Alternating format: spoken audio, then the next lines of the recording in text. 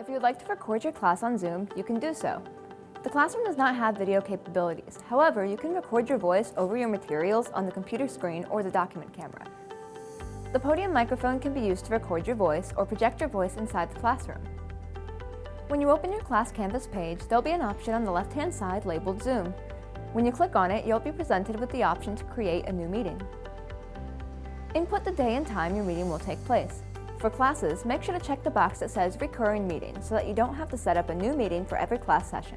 If you need your meeting recorded, you'll find the option to record meeting automatically in the cloud. Selecting this will prompt your meeting to be automatically recorded by Zoom and then uploaded to your Canvas page under the My Media tab. When you open your meeting, you'll see the option to join with computer audio.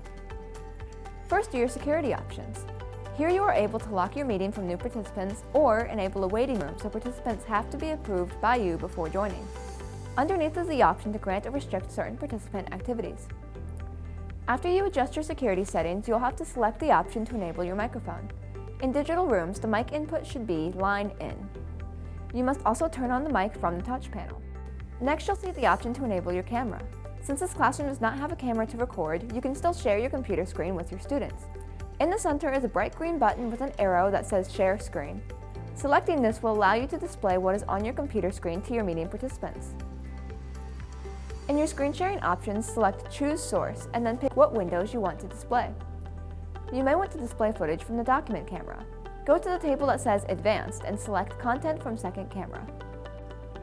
In addition to screen sharing, there's also the option to place your participants in the breakout rooms. This will divide everyone into private subgroups. You can create as many as 50 breakout rooms and decide whether groups will be divided automatically, manually, or by the participants themselves. When it's all set up, select Open All Breakout Rooms.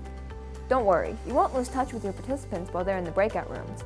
To message them, select Broadcast Message to All. At the end of your breakout room session, hit the Close Rooms button. This gives participants 60 seconds to complete their conversation and return to the general meeting. Zoom provides live transcription for meetings that want or need added subtitles. By selecting Live Transcript and then Enable Live Subtitles, your audio will be automatically transcribed on the screen.